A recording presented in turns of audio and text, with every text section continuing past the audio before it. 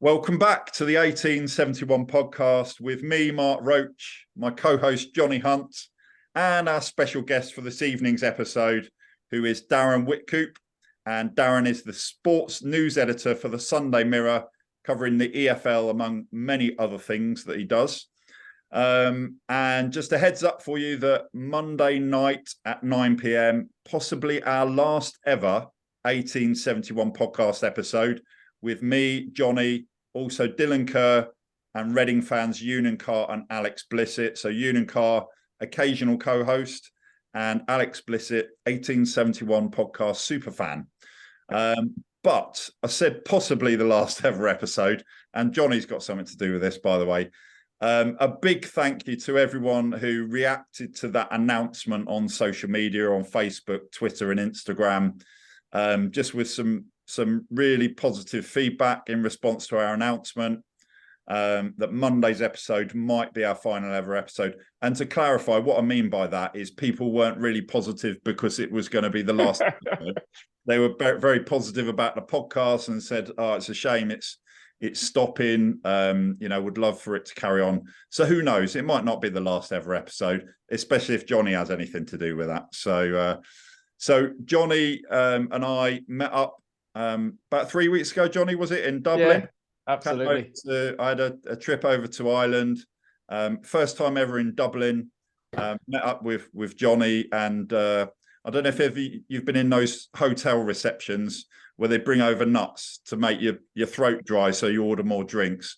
We got through about 3 J-Los, 3 or 4 J-Los of those, didn't we? When they're free, you take them.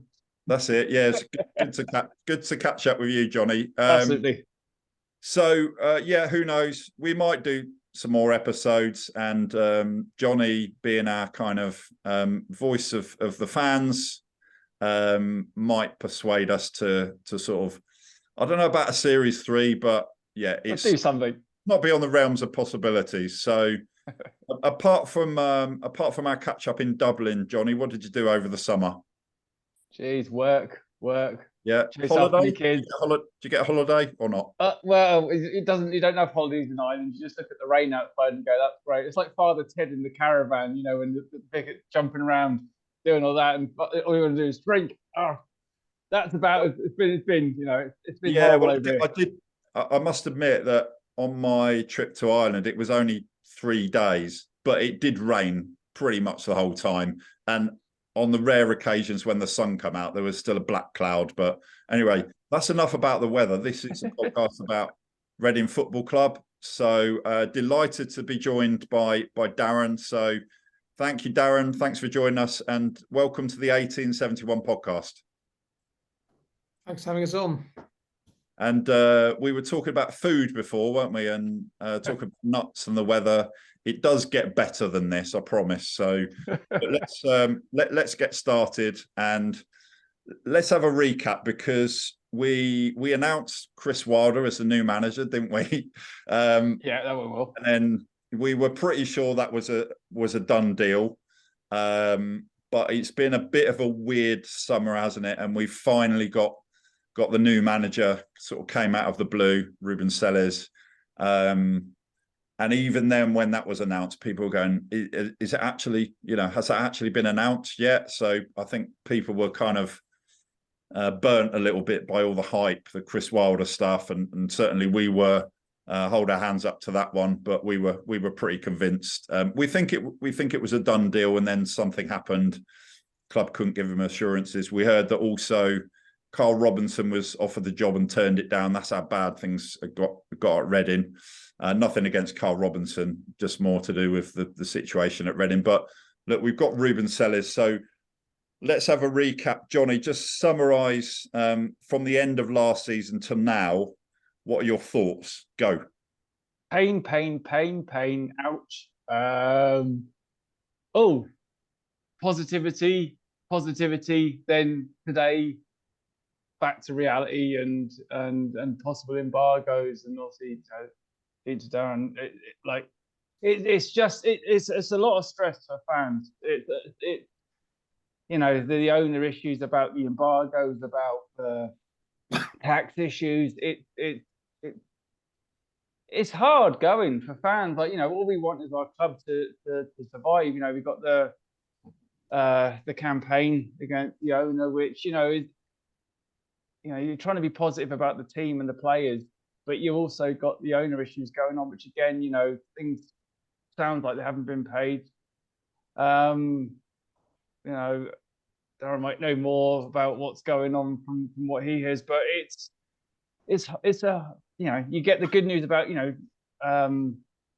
signing players on 3-year, 4-year contracts, which is brilliant. That's what we've wanted for the last few years. And then you think you're going up again. It's like one step forward and 10 steps back.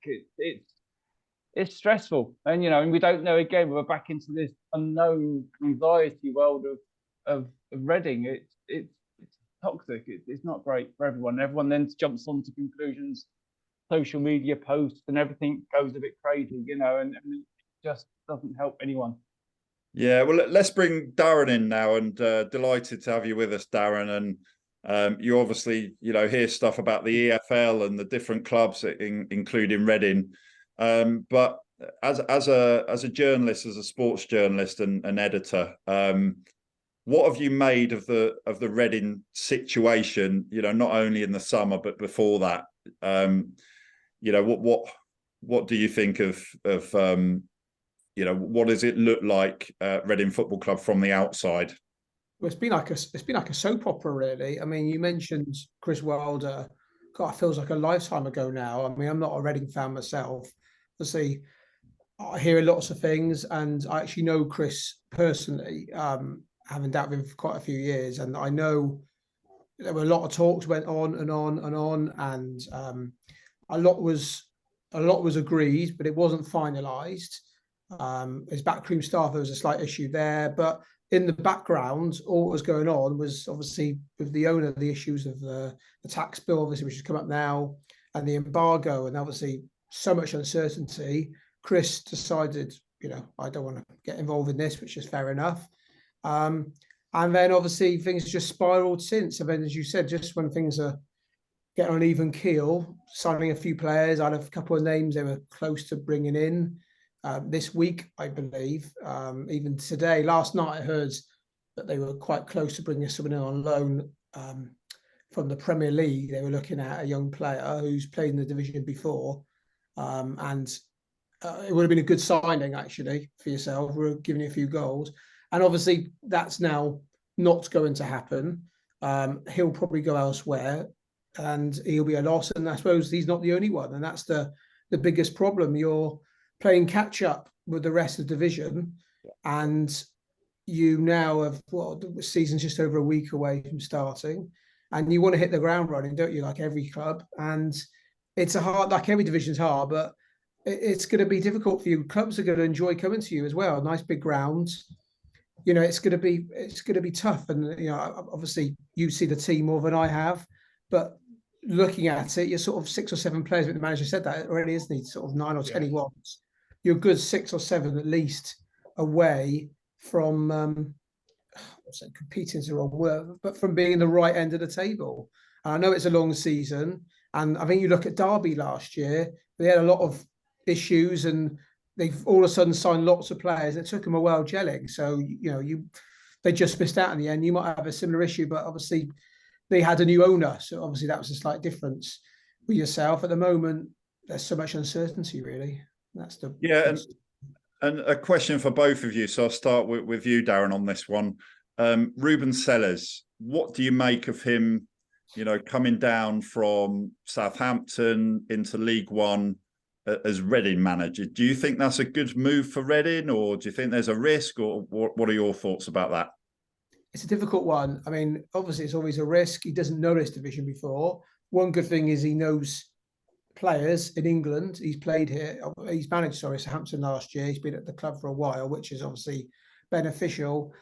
I don't know. Obviously, looking at who the club originally wanted, as you mentioned, Chris Wilder and Carl Robinson, there are a couple of names as well that were swirling around. They wanted someone with experience in this division, and obviously he hasn't got that. So only time will tell, really, I think, which is obviously not very helpful at the moment. But I think at the moment his hands are tied behind his back. So, I mean, not many managers in Pep Guardiola will get the best out of a squad, which is wafer thin, a lot of youngsters, and some of the key experienced players who are still at the club. The Carroll, obviously, and Iadon. You know, what's the future with them? You know, are they going to be obviously not fit at the moment, supposedly, but you know, will they be moving all elsewhere come September? So it's a bit of a best way of describing it. It's a messy situation, I think, at Reading. Yeah, I think a lot of the Reading fans would agree with you there. And Johnny, I'll come to you in a second about the manager and your thoughts, but just touching on something that you said earlier, you kind of put it forward as a positive that we got players on 3 and 4 year contracts.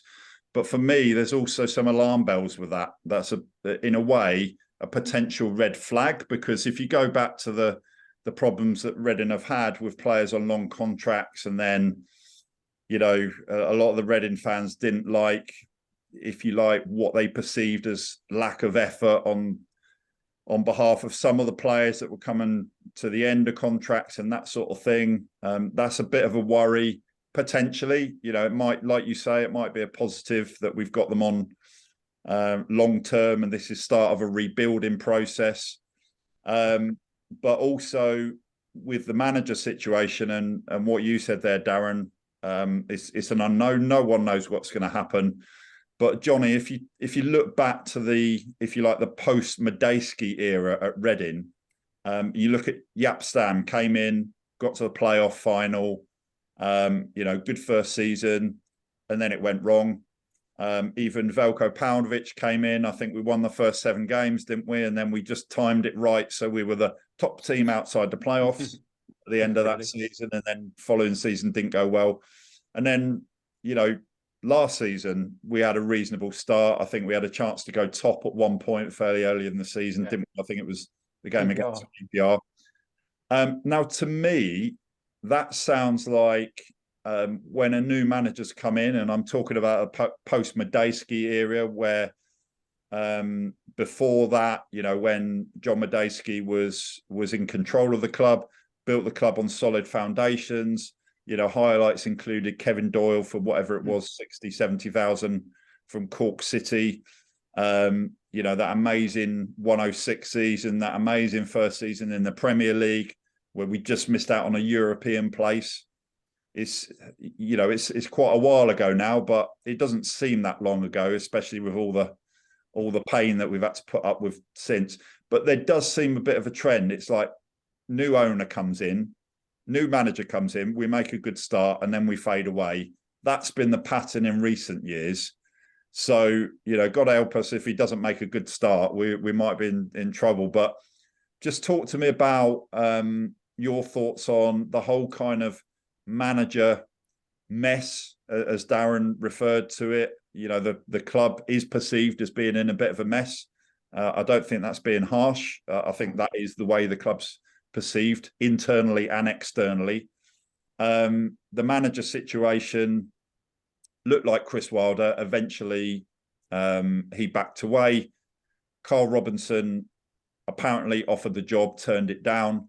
And now we've got Reuben Sellers. And based on Darren's comments and what the club were looking for, and, you know, we've ended up with a manager with experience in the Premier League. What are your thoughts about Reuben Sellers as the manager?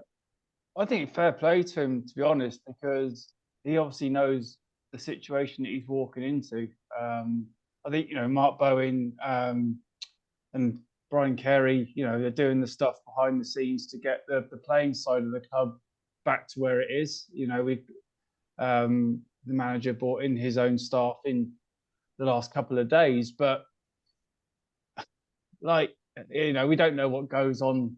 We've heard nothing from the club about clarity about what's going on, and you know, it's all hearsay.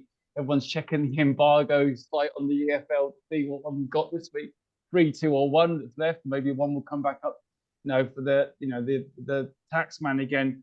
You know, the management situation over the last number of years hasn't been, to me, done by choice. It's been done by a super agent, or it's been done by, well, let's just hope it works for the best.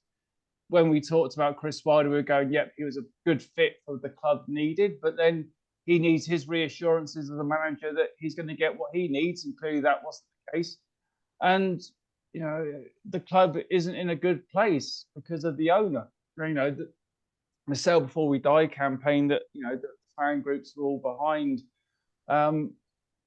Whatever happens with the club, all I want is the club to exist. I think that's what most fans feel now. We've had these discussions on podcasts before, Mark, going back last, since we started.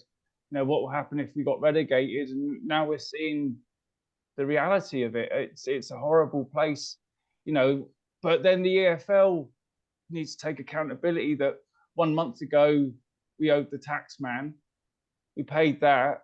And then now all of a sudden we're signing these lads on 3-year, 4-year contracts, and then possibly, allegedly, we're now back in an embargo again. I mean, it's absolutely ridiculous. As a club, take responsibility. As the owners of the league, take responsibility. Sellers will come in and do what he can with the players that he's got. There's some promising young players. Young Savage has come in. Great. He wants to play for Reading. Absolutely brilliant. Anyone that wants to play for us at the minute, that's the positive, in the situation that we're in, because we're in a mess. We're behind the 8 ball, as a club in this league.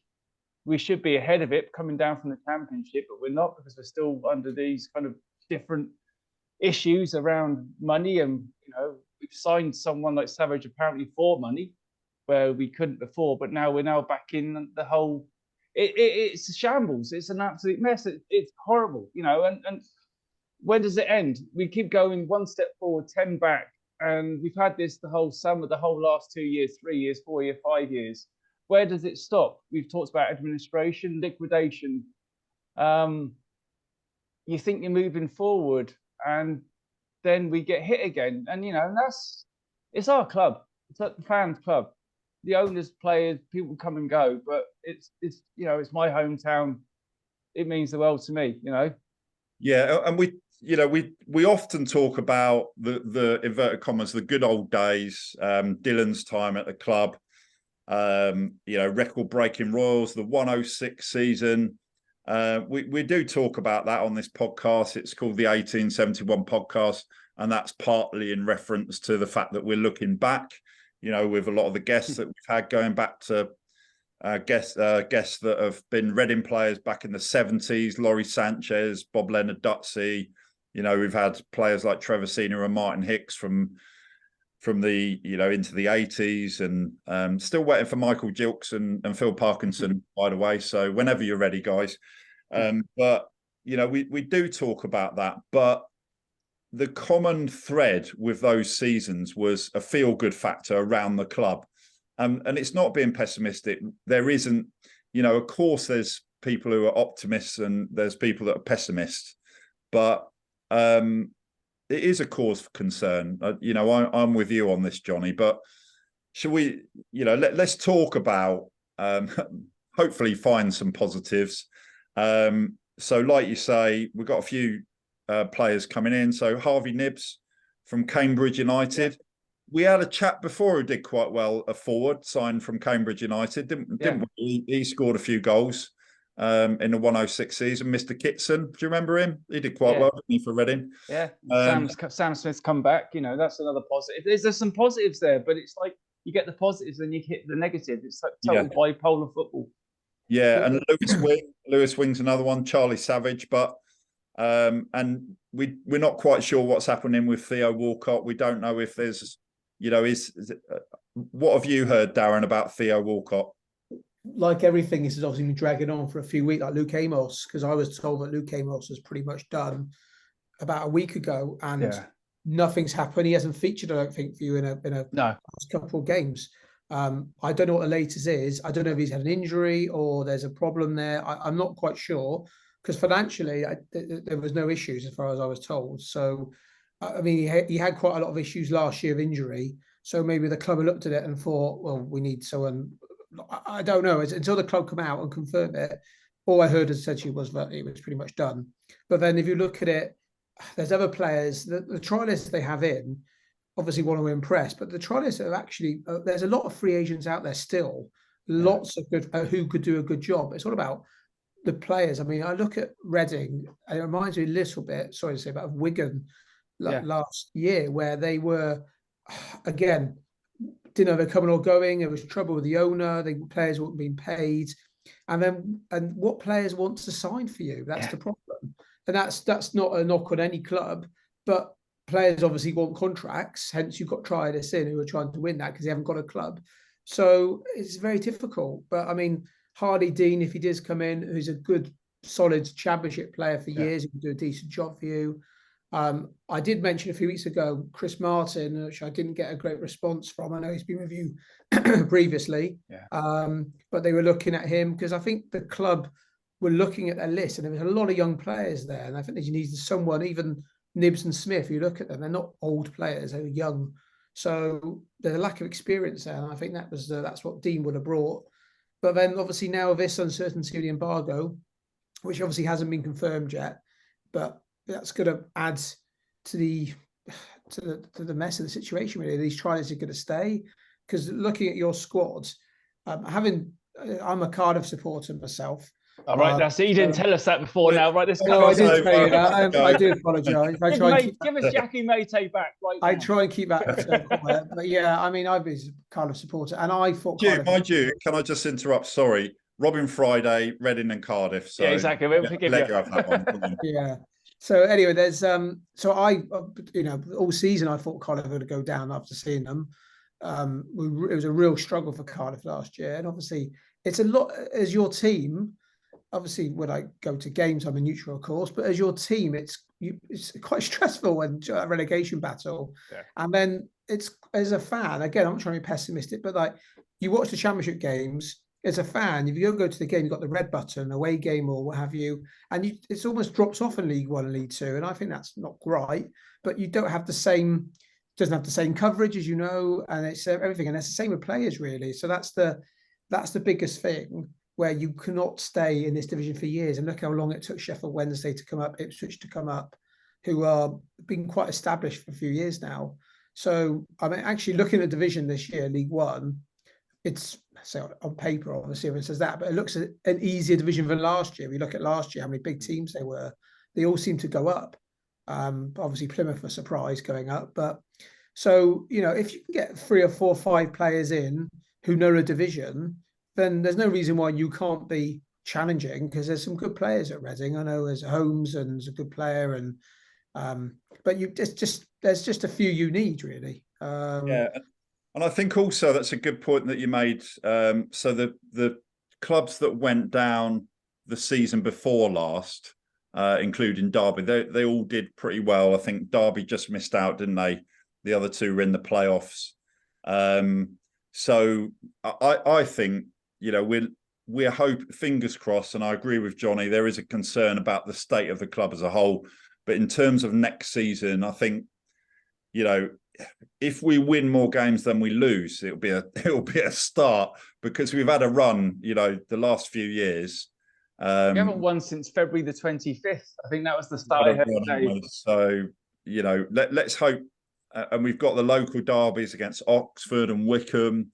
And look, let's just look at some of the players who Reading have been looking at. And one of the interesting ones for me is Owen Djorkaeff, who's a midfielder. Son of Yuri Djorkaeff. So that's an interesting one for me. Reading have been looking at a defender called Tyler Binden, who's USA, not an international, but from the US, and has been playing for Los Angeles FC. John Ryan, who's an Irish defender, who's been playing at Sassuolo. Jaden Wareham from Chelsea. So quite a few there, Theo Walcott included. The young lad from Swansea as well, Mark. Swansea, yeah. He looks potential. How to pronounce that one, Johnny? Tivonge Rishuesha. That's him. Yeah, that's the one. Apologies. We don't want to kind of take the mickey out of these pronunciations. We're just not very good at it. Yeah, we aren't at all. No, but he looks something about him, from what we see. But beggars can't be choosers at our club at the minute. It is down to finances, obviously. But Lewis Wing, going back to Lewis Wing, was a strange one, but not a strange one. I mean, QPR obviously were interested in. I believe they offered him a contract. He wanted a longer contract, which Reading were happy to offer. The QPR situation was slightly different because they have a financial fair play issue where they had to sell a player, I believe, and it was not cut and dry really. And obviously Reading came along, they got the house in order for a few weeks, and they picked him up. And then you start thinking, okay, that's a good signing. He knows the division, and these are the players you sort of need. I mean, looking at the players who I was told that you were looking at a few weeks ago, I mean, Craig Cathcart was mentioned to me, who again, and these experienced players, and I know you don't want them all. I know you mentioned Scott Down. He left the club. I think Scott Down now, isn't he? Sam Hutchinson's the same. He's with us now, but he's been injury prone since. Yeah, you don't want too many of these players, but you definitely need a few of these players who know this division. So I look at that squad and I think, where's the experience? And I mean, for years you had Laurent's, experienced player. Well, he's not old, but a lot of games under his belt. Rinamosa, these guys, and they've all left. Even Mate, who we mentioned before, has been around for a few years. Lucas Shaw, and I know everyone didn't like him, but he scored goals. Maybe not last year so much, but I mean, that's, I think, the biggest issue you have now. But there's still enough free agents out there who it's whether you can get the house in order and sign these players now is the issue with this embargo, obviously. But there's enough players out there still, and Reading, as I mentioned to someone a few weeks ago, are still the training ground is a good training ground. Absolutely, you've got a great ground. I mean, it's geographically not far from London, so you can attract players, especially loan players. So it's not all doom and gloom, but it's off the pitch, isn't it? Getting that right before on, and that's going to take.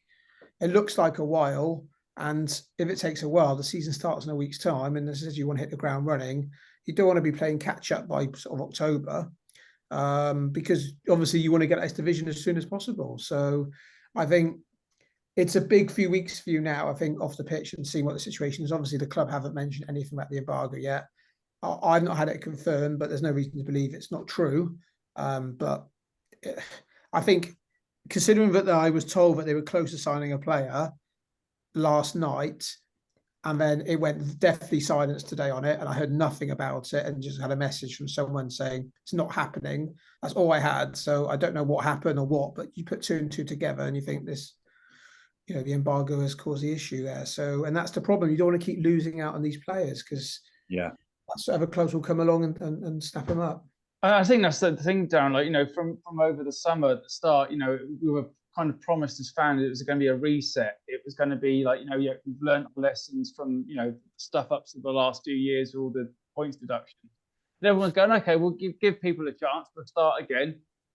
And we're now in a worse state than we were 3 months ago. And it's like, Johnny, if I could jump in there, we don't know that yet. I mean, look, I know pre-season friendlies, you don't go by the results, but they haven't been. No, the club itself, Mark, I was on about, the fact, this change of approach. It's. I mean, let's see. Like Darren says, okay, we've got the transfer embargo. We've got a few players in. I tend to sort of try and look for positives if I can. It doesn't look great, but look, we're in League One. We're not in the Championship, so let's see. I mean, look, I just want to talk about the friendlies first and what you make of them, because we've lost every one of the friendlies. You're trying to be positive. Well, the results. I know. But all I'm saying, the point I'm making is, only time will tell. Yeah, exactly. Of course. But if we make a good start, then we don't want to get carried away, because we know what happens quite often. If a new manager comes in, we do well, and then it goes wrong. But anyway, we're in League One. We're not in the Championship, so we're not up against teams who are fighting to get into the Premier League or have come down from the Premier League. We've got a couple of local derbies, but look, the pre-season results you can't get away from it. 1-0 AFC Wimbledon defeat in Spain. Bristol City against Reading got cancelled. Sutton United away, 2-0 to Sutton United. Lost 4-2 at home to Southampton. That's not the worst result in the world. lost 2-0 at home to QPR, and God help us if we lose to Thatcham Town tonight. But that's a Reading 11 apparently, and then a couple more friendlies coming up: home to Swansea, and then a Reading 11 away to Weymouth. And then, as Darren was saying, the season's starting very soon. First game against Peterborough United on August the 5th. But Johnny, just what's your gut feeling now? Are we in a? It sounds like you think that we're not in a very good situation. Do you think that's going to translate into a bad start to the season? Who knows? I just, you're a week away from starting the season, and like footballing wise, if you just look at the footballing situation, our defence hasn't changed since last season. How many goals we've shipped in over the last couple of years, and it's not having a dig at any of the players individually, because that's not me, but our defence hasn't been great. We now haven't got a first choice goalkeeper as such. We had Joe Lumley last year on loan from Borough. We've got Dean Bizanis. Are we looking to strengthen that position? We got some good. Jocko is a good keeper. Is that good enough for this level? Hopefully, as we lost Luke Southwood, he maybe, is it Cheltenham? We don't know, because we don't know what's going on behind the scenes. We hope. All I hope for at the minute is that we actually turn up and actually play the first game of the season, and that's where we've been. Yeah, to be honest, it is, because I think the way that things have been going over the summer, I just want to keep our club alive, and I want it to be up there. And that's whatever's else the bonus. Yeah, and I've got a question I want to ask to you, Darren. As far as you know, is there any danger of or threat of points deductions for Reading at the start of the season? With the tax man at the moment, which it seems to be but the big issue is, not to my knowledge. I think when you start having late wages with players, I mean, I don't know what the current situation is. I've not heard anything at the moment. I know there's been problems previously, which obviously hampered you last year massively.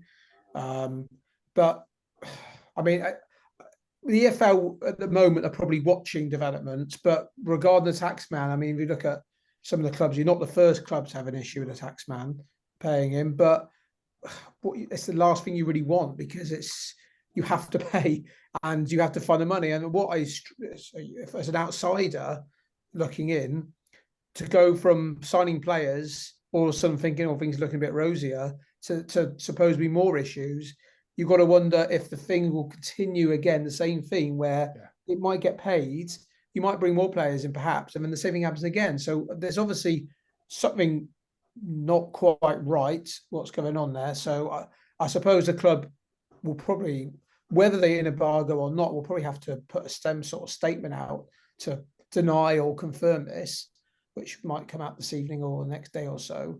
I just think as a supporter, whoever you support, you go thick and thin, you want your team to win, but when it starts, you take for granted your club being fine off, but when that starts happening, it's concerning. It must be concerning, because you want to make sure that, as you said, that the club are here in the long term, which I'm sure you will be. But it sounds like you need a new owner, because clearly it's time for a change, by the sounds of it. Yeah, and Darren, just want to ask you about the season coming up. I mean, Reading have got, inverted commas, the EFL trophy to look forward to. So I just want to ask you about that, because in Reading's group, we've got Exeter City, Swindon Town and Arsenal under-21s. What's the value of that to clubs? I mean, is that something that Reading should be looking forward to, the Reading fans?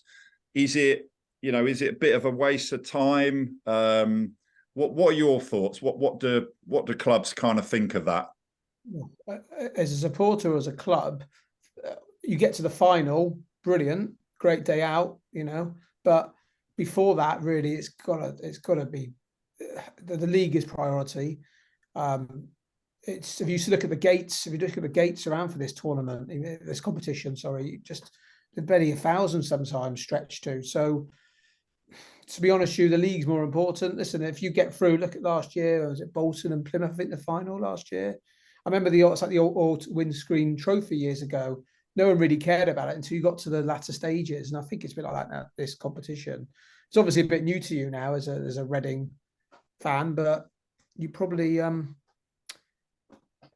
need to concentrate on the league. Really, well, it's interesting because we traditionally, not for many years, but kind of there's been a bit of a debate about Reading's rivals. So, you know, in the old days it was Aldershot, it's been Swindon, Oxford, potentially, although we tend to, you know, one of the clubs has gone up, the other one's gone down, but we've got three local derbies this year. So we're playing Swindon in the EFL Trophy, we've got Oxford and Wickham in the league.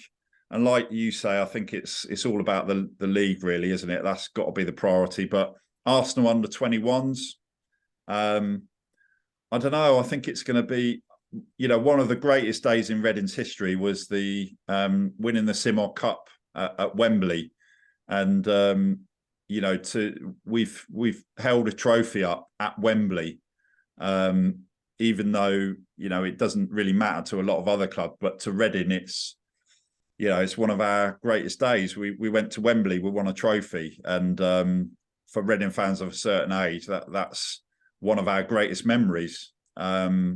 You know, that day out and everything like that. So I think it's kind of, you know, it's got to be about the league. But if we do well in that, if we beat Swindon, happy days. If we can, you know, beat Oxford and Wickham in the league, happy days. I don't know. I think if we can finish in the top half of the table, it'd be an improvement on what we've seen in recent years. Obviously at a high level, of course. But in terms of how you expect Reading to do next season, it's going to be really difficult to gauge until the season gets started. But what do you think Reading are capable of doing this season? Well, when Reading went down as a club, you look at that division, you think, well, they've got a good chance of going straight back up if they can get their house in order. You know, obviously you lose some players, but I think it's going to be tough. I mean, there's a lot of teams down there. You think, well, they shouldn't be down there.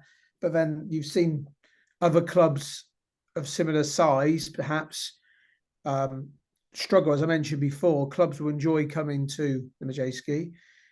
They'll see it, you know, the Fleetwoods of these teams, you know, they're not massive clubs, and they'll enjoy coming down for a day out. And that's what you've got to contend with. I think it's very hard to predict always start a season sometimes, but even more so at the moment because of the upheaval. So if you can get the house in order and get some players in, as I said to you, there's plenty of free agents out there who are good free agents. You know, there's lists I looked the other day. There's so many players. You think Lyle Taylor would do a great job for someone amazing. He's not been snapped up yet. Son Balonga, I know we're talking about strikers, but these players could do well, but for some reason they haven't found a club. But there's enough players out there and there's enough time. It's a long old season. But as I said to you before, what you just don't want to be doing is sort of playing catch up, and which you are obviously at the moment in the transfer market. But come sort of September, October, November, and it's the dark nights, it's just, you know, you don't want to get on a spiral of bad results where you're thinking, oh, it's doom and gloom. So about sitting on the fence is very hard to tell. But at the moment, I think you do need, as the manager said, 10 or 9 or 10 players. And you need a lot of experienced players, I think, looking at that squad. And who would you say are the favourites? Who do you think has got a really good chance of going up from League One? I think if you look at the teams like last year, Bolton, I think will do well this year. They obviously threatened last year. Derby's a funny one. Lost David McGoldrick, who's a good player for that level. They haven't replaced him, and I think they'll miss his goals. So they sign a replacement for him. They'll be up there. I mean, look at the teams that come down. I mean, Blackpool have been up and down yo-yo for a few years. Wigan the same. Obviously, they've had issues off the pitch as well, so we're not quite sure what's going to happen with them. It's a difficult one to say, really, but I think if you want to be in a division compared to last year, it's a better division to be in as a Reading. There's no Sheffield Wednesday, there's no Ipswich, all the clubs you expect to be up there, who were up there. So I mean, Peterborough, who were obviously up there last year, and again, selling a lot of players in the moment. So it's a really hard one to call, actually. My dark horse is a Charlton. I think if you look at Charlton, they just signed Terry Taylor today. He's a good player from Burton, who a lot of clubs are looking at. They've signed a few good players on loan. They probably still need a few more, but I think they could surprise a few next year. So all right. Well, yeah, well, Darren, thanks ever so much for joining us. Really appreciate your time, and thanks, Johnny, as well. And just a reminder, you can join us on Monday night at 9 p.m. for potentially our last ever episode, or as I said earlier, possibly not our last ever episode, especially if Johnny gets his way. So it may or may not be the last episode. I think there's a chance there'll be some more, but let's see. Anyway, that's Monday night, 9 p.m. We'll be joined by Dylan Kerr and Reading fans Union Carr and Alex Blissett.